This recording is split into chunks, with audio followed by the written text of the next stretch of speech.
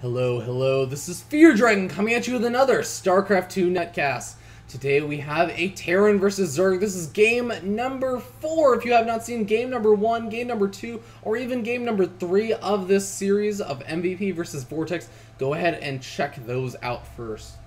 But if you have, and I will assume you have now, we're going to go ahead and jump in and introduce these players. These games are from the IEM tournament, and they're showing some great games.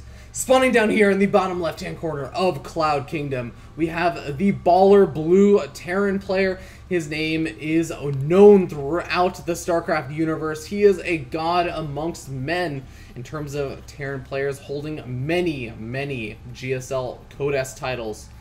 He's currently up 2-1 against his opponent, but that does not mean he can start slacking as he lost that last game. We're going to see if he can close out this best-of-5 series with one more win. His name is MVP. And his opponent, spawning in the top right-hand corner of Cloud Kingdom as the red Zerg player. He's making his breakout performance. He's already taken a game off of the godly MVP Code S level player. We're going to have to wait and see if he can win 2 games in a row against MVP, though. That's definitely going to be quite the feat if he is able to do it. His name is VortiX. VortiX closing out that last game with a really magnificent time push, and really he was falling quite far behind due to all of that Hellion harassment that MVP was going for. MVP kind of going for a slightly later third than he did in some of the previous games, and I think it caught VortiX a little bit off guard, and those Hellions able to sneak their way into the main, able to sneak their way over to the third, do so much damage. There was so much drone roasting going on, and ultimately VortiX was so far behind that he kind of had to say, to hell with it, I'm all in now, go in with all of my Zerglings, all my Roaches, and all my Mutalisks. And somehow he was able to actually take out MVP's army, and it was really impressive as VortiX felt quite a bit behind. So it looks like MVP might have gotten a little bit greedy with his defense, but still very well played by VortiX. We're going to have to see if he can make the same kind of comeback in this game, though, as MVP is definitely a top-notch level player. He's definitely not going to be trying to make the same mistake again. Now, we do see that command center going down right after that barracks, so it looks like MVP might be a little bit wary of any kind of all-ins that VortiX might be planning, but fortunately for VortiX, he's not doing anything of the such. In fact, he went for that hatchery first, going to be going ahead and droning up as he always does, not grabbing those gas geysers, just delaying it as long as possible to optimize that early drone count. And we're likely going to be seeing a very similar build out of him, as well as out of MVP, I imagine. I might be seeing, maybe after this one, or a Marine, I wouldn't be too surprised to see a reactor going down, or sorry, a factory. There's the factory actually right now popping up, and then a reactor soon to be followed, I imagine, once he gets that gas for it. So both these players going for builds that we've already seen, but let's talk about the one element that has changed so far, and that is going to be the map. And the map at Cloud Kingdom over here is a very interesting map, as over here we can see that this third for MVP is going to be a little bit interesting to defend. Now, you do have this high ground advantage from the clear attack path as well as this ramp, so if MVP decides to position some of those tanks up over there, get a nice little concave going around here with some bunkers, he can defend it relatively easily, but he still has to be very aware of this counter attack path for Zerglings. Now, of course, VortiX has not really been utilizing a lot of Zergling run-bys. I wouldn't say that it's the biggest part of his style in this best-of-5 series. So I am really hoping that VortiX does decide to make use of that, as I think in this map, especially in this matchup, you really have to try and make use of all these different attack angles. If MVP positions too much of his army over here, then VortiX will have the opportunity to sweep his Zerglings in over to this natural of MVP, and he definitely has to take advantage of that, also taking advantage of these kind of flanking positions over here. Now, another thing that you'll have to note is that MVP, MVP is actually going for a very fast start board. I have to wonder if this is going to be a Banshee play. There it is. Actually, yes, the Tech Lab, that is going to be a Banshee play indeed. So we're going to have to see how much damage MVP is going to be able to do. We might actually be seeing a similar build to game number 1. Definitely really threw a knot into VortiX's game, as he was not entirely sure how to deal with that late game composition that MVP was going for after he opened up like this. Now we do see these 2 Hellions kind of poking their way over here. I would imagine those additional, like, 2 queens, as we see there are the 4 queens, of course, that we have been seeing in every single game from VortiX, but they will be able to ward off these Hellions. These Hellions don't really burn down the Zerg buildings, or actually any buildings, very quickly. But actually, no, kind of interesting decision. VortiX trying to play a little bit safe and not really being too aggressive with those queens. Wants to make sure that they're there to stop any kind of run by. It looks like he might have a little bit of scars from the last game. Does not want those Hellions running in and basically catching him completely off guard, getting way more drone kills than he should. But in the meanwhile, getting that creep spread out is going to be very important. As we can see, 3 creep tumors here, easily going to join up that 3rd base. And now we see those Hellions trying to poke in on that creep, but not really quite able to do a whole lot, as those queens are easily able to defend. But look, great play out of MVP. Managed to snipe off 2 of those creep tumors, actually. But of course, one of the advantages of having 4 queens is that you can really just kind of lay down creep tumors with at least one of your queens whenever you want. Now, might actually be seeing... Actually, one really interesting thing I have to note about MVP's play, actually hold that thought, we do see quite a few Zerglings getting roasted, oh my god, and the queens are completely missing for that block up, and now we see MVP's Hellions moving into the natural of VortiX, and now we do see quite a few of those Zerglings also going down. There is a Spore Crawler being prepared for the eventual Banshee Harass. We don't see any Banshee Harass going down right now, but these Hellions are getting so many kills, 11 kills, 3 kills, 8 kills before they go down, even netting a couple more. But now we go ahead and look at that drone killed count, and we see 11 killed, and that's actually a pretty big deal at this point. Now we do see that those queens are doing a good amount of damage to that Banshee. There it is. There is that Banshee, and now we do see the Overseer already morphed out, though. So VortiX doing a good job scouting around for that. So he's going to be very much prepared for at least that part of the aggression. Honestly, I think that kind of traded relatively evenly. Both of these players did end up getting out that 3rd, but oh my god, look at this. A Zergling counterattack moving down over to MVP's 3rd, and I don't think he's prepared for this at all. We can see over here, oh my god, he even has no army really over in his main. And that's going to be very problematic if he does not raise these supply depots. He only has these 2 Banshees, and they will be able to eventually clean out all these Zerglings, and those Zerglings are chasing after those mules. Those poor mules. Look at how much energy this poor mule still has left. He's going to end up losing it. Oh man, that's so much mining time lost, and definitely going to be hurting. That's a nice little play from a VortiX. We're going to have to see how well MVP can actually recover from that, because I kind of felt that after all that aggression, it kind of evened out. But VortiX with that counterattack was definitely able to do quite a bit of damage, delay a lot of mining, get rid of a lot of those mules, and kind of force MVP to be a little bit more cautious. He's definitely going to be getting a couple of Marines into that bunker to be a little bit more defensive. And in the meanwhile, let's go ahead and take a look at what MVP is teching into. Looks like he's actually making a transition into that bio-style play. We do see, of course, the siege tank research going down, and is very important in this matchup. Rarely do you see a Terran player go into the late game without any kind of siege tanks whatsoever throughout the matchup. But in the meanwhile, we do see VortiX getting out those mules off of those 3 bases, as we have been seeing every single game, and that infestation pit going down to allow him to start getting that hive tech, so they can eventually tech toward those broodlords, or potentially even those ultralists, as we did see in one of those games. Didn't quite pan out for him, but maybe it will in this game. We'll have to wait and see.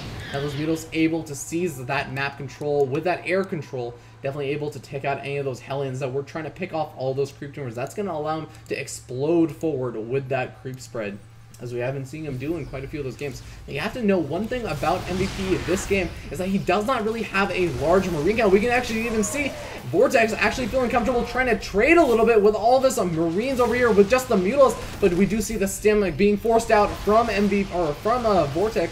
So now VortiX is going to be able to do some nice damage over here in the main. These Banshees really not too useful. Actually having to cloak wastes a bunch of energy. And now we see even a couple of Zerglings getting into the mix. Going to be able to do some nice damage over to this bunker. And unfortunately those Marines are just completely caught out of position. These mules are definitely going to be able to take out all of these Marines in the bunker. And definitely going to start stop some of the mining over here at this third. Now we do see the Banshees coming in. They're going to be able to do some nice damage over to these Zerglings, but these Mutalisks are going to be able to do a lot of damage to that third, and unfortunately, it's going to be very close. No, looks like he's not able to snipe off that third, and he will be repairing that, I assume, very quickly. And we do see one SCV. This lone little SCV has a giant repair job to do, and now he's going to have a little buddy. Maybe they're married, maybe they're a couple. They're just doing a little bit of work on that house.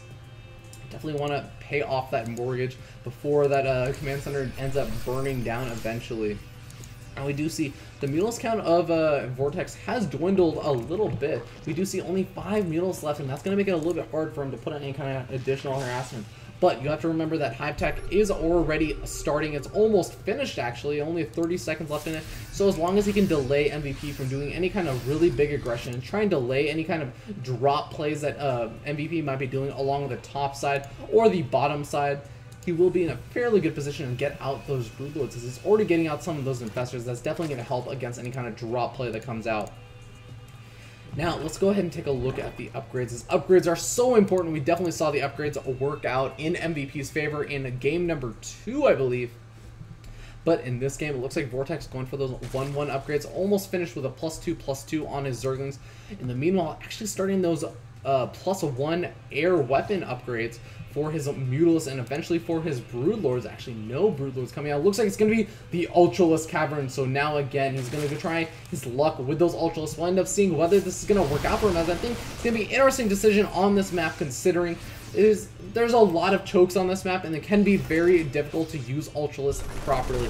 And we do see MVP kind of moving out a little bit across the map, being very, very cautious. Does not want to lose his army against like this massive kind of Zergling Infestor force, as we can see over here on that creep. It's very, very difficult. But we do see those siege tanks sieged up, and oh my god, actually those Infestors nabbing quite a few of those medevacs. That's definitely going to be a very nice win for VortiX. It's going to cut back a lot on MVP's ability to stem back and run around, kiting all those Zerglings and those Banelings and those Infestors. But we do see a drop going down in the main from MVP, so let's see how much damage he can do. He's definitely going to be getting quite a few of these drones, and now the Zerglings are coming back in, and those Banelings definitely going to be able to clean up that giant Marine force, as well as those Mutalisks cleaning up the rest of the force. But MVP, realizing that this is actually an opportunity, it's a blessing in disguise. It allows him to pull his army forward and move his siege tanks up a little bit to start sieging up that 4th expansion of VortiX. Now VortiX's army, or sorry, his workers are getting completely sieged up. They're losing so much of their health, and so many of those are being lost. And now we just see one of the Ultras popping in, but now we see the Zerglings swarming, and they're getting a massive surround on the entire army of MVP, and some really nice fungals going down. He is able to clean that up handily, actually, and I really have to say that being able to save that 4th expansion was a huge deal. And actually, wow, MVP, despite all that, was able to actually snipe off that 5th expansion from going down. So really nice play. Actually, the 5th expansion was finished up, but it stopped it from really being able to get up and mining properly. Now we see his drop is going to be defended off once again by all these Zerglings and eventually the Mutalisks.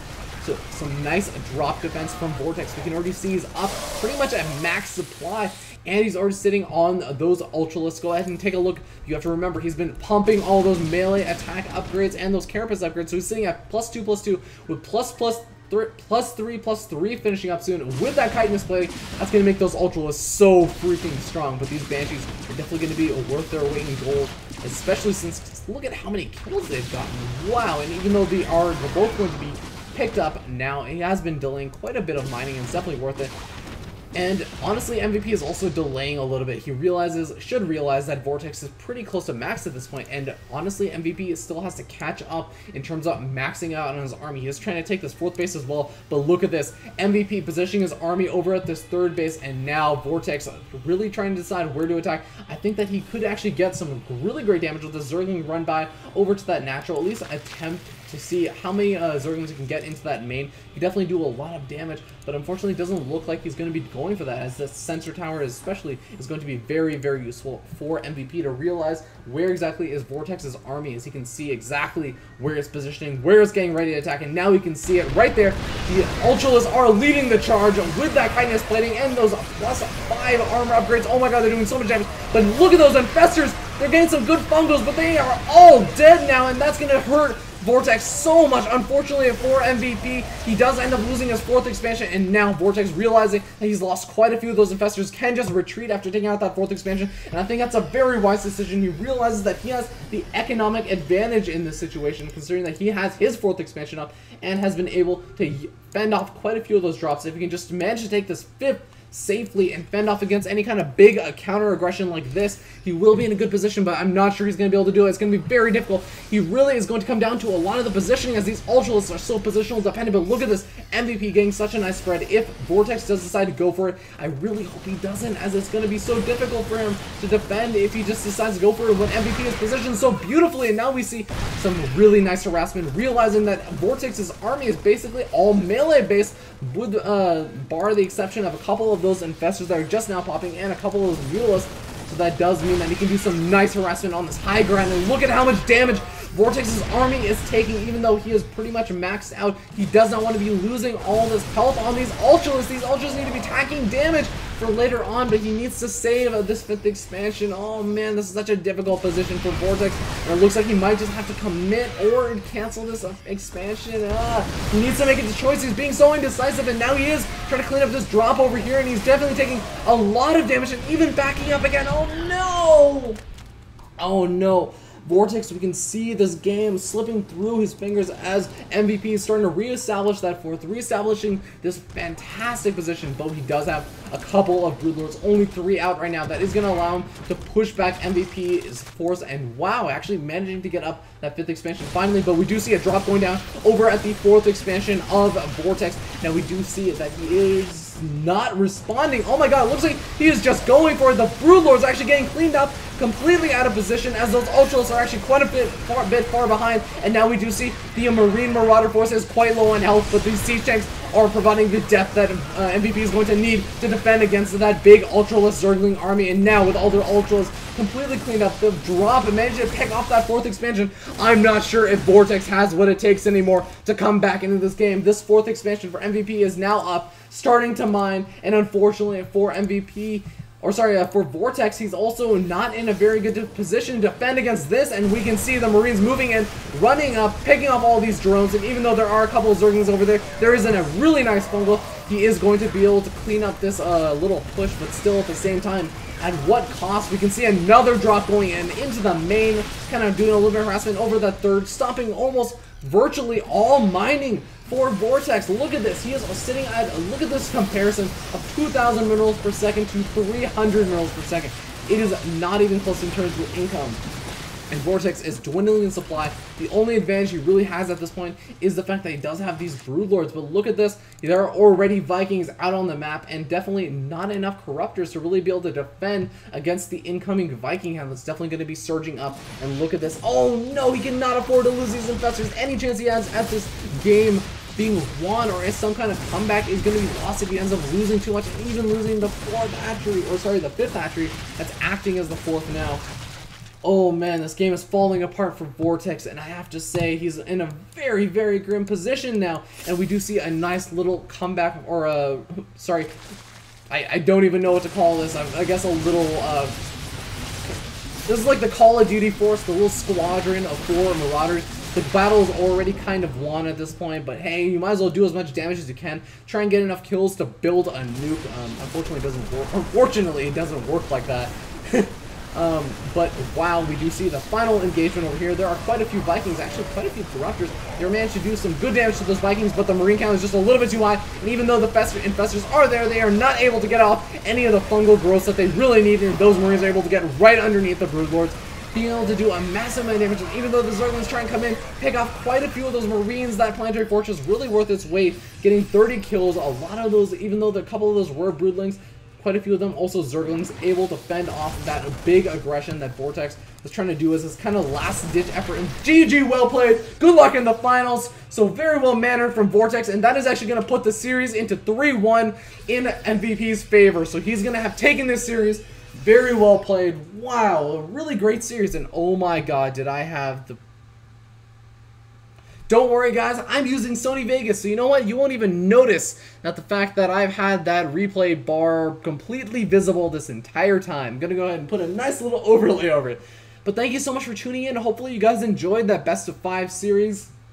I will probably put up some kind of spoiler video for game number 5, just to make sure that people don't have it ruined for them. But anyways, if you enjoyed my videos and commentary in any capacity whatsoever, please go ahead and like and subscribe to this video, and also please go ahead and submit your replays that you want casted. I love casting your guys' replays. Submit those to feardragon64@gmail.com. You can also go ahead and subscribe to me on twitch.tv. That's twitch.tv/feardragon64. And I actually am going to be starting up a Balance Battles event pretty soon. I've already done 4 episodes of it, but I'm going to be starting them back up as I recently just moved into my new place. So you're going to be able to see how good of an event I can start hosting now. I'm going to be changing a couple of things around. I still need a little bit of time to kind of unpack and get settled. But yeah, and also Collegiate Star League is going to be starting back up, so be on the lookout for that for Purdue CSL. Definitely going to be doing awesome this semester, or I guess this year.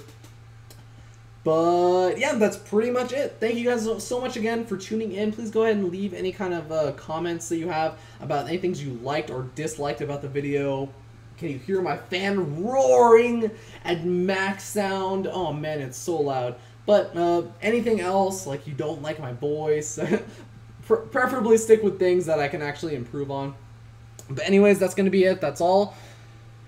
I'll see you guys next time, and so good to be back and producing content again, guys. I really miss this.